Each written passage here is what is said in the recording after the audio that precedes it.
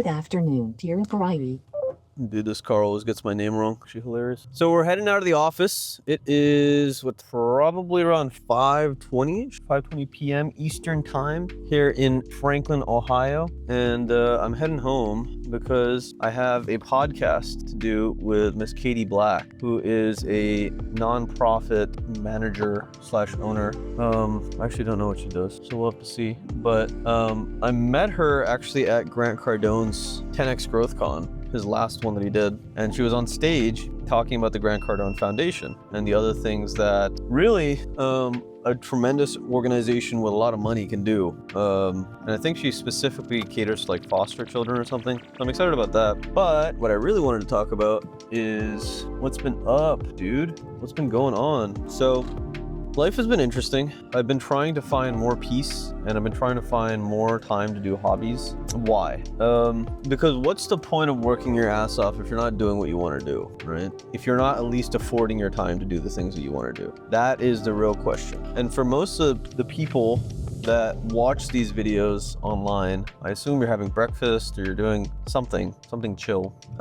Hopefully these things give you inspiration for how to stay busy, kind of stay acquainted with the capitalistic mindset, or really like a productive stoic mindset, but also kind of play it loose, a little bit looser in life, and to actually enjoy the little nuanced moments. So for fun, I play Magic, play music. I obviously have conversations with cool friends of mine. I like to explore things. I like to learn things. I like to sort things. Love sorting things. And I like nature. I like going on a walk. And all of these things are essential for me to feel like it's actually worth it to be Turab. And I think that's the idea that a lot of these personal brands and a lot of these people that are marketing, really, they're selling themselves, right? So they're saying that, hey, if you follow this set of strategies, you will necessarily have something closer to my life available. And part of that process is understanding that the person giving the messages needs to enjoy their own fucking life in order for them to convey that message honestly. For instance, if I don't enjoy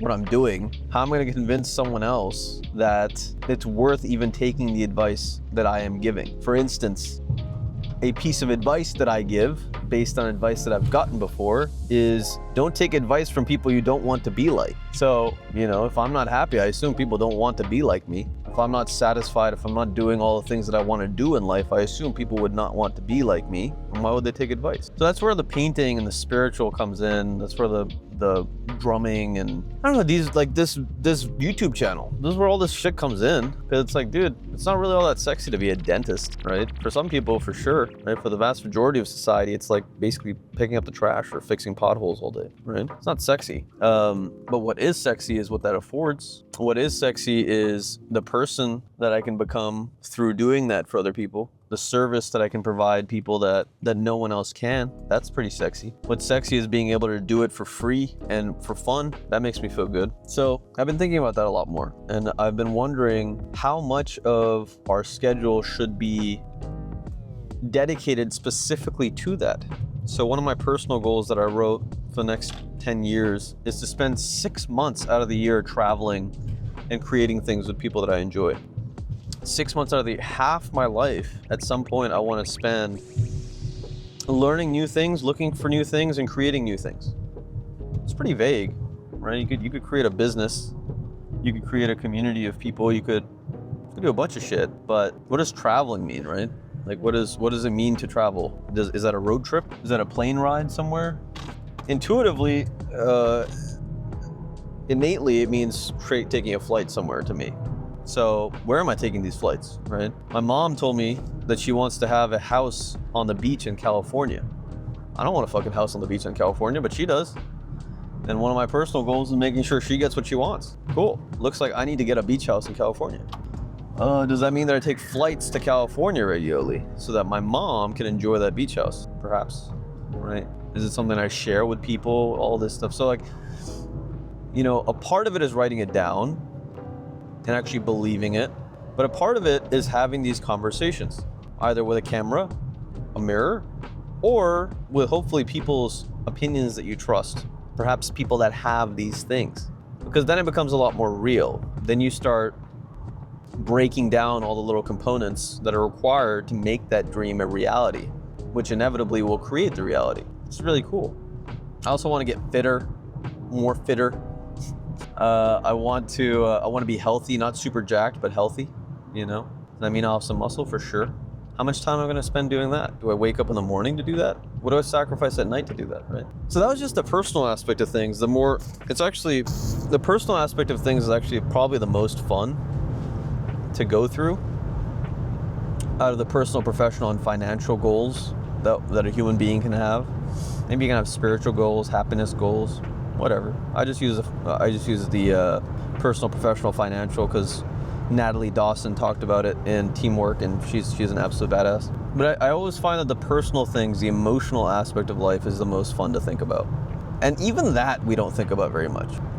Me and my mom had date nights on Mondays in lieu of me actually having a significant other. And the way that I see quality time is if you are doing the same shit that you've been doing for the last 5 years with a person that you care about, I don't know if that's super quality time.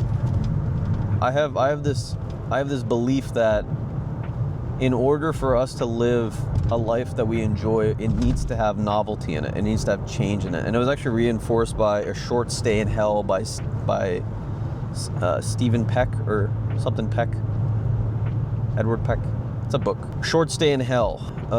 This guy basically ends up in the Library of Babylon, and he learns what are some of the more beautiful aspects of being alive.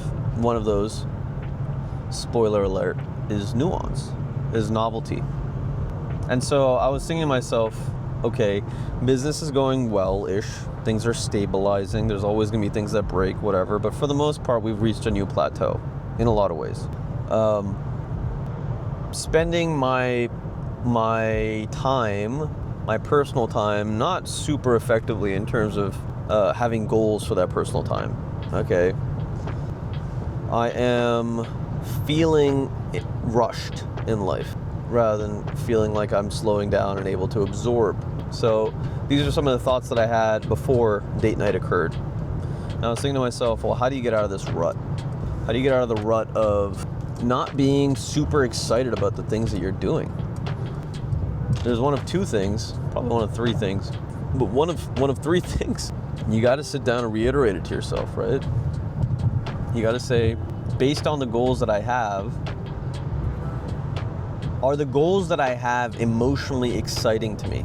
Are they something that motivates me, that makes me see beauty in the world? If you can't list those goals, you're gonna have a very hard time saying yes. You're gonna have a very hard time convincing yourself that the very things that you are doing are actually congruent, are actually parallel, are actually attuned with who you are as a person. What you want to get out of life makes a big difference. So, sat down, did a little chart, of the personal goals, and I learned a lot. And lo and behold, date night was very interesting, memorable, to the degree that that's something I can carry forward.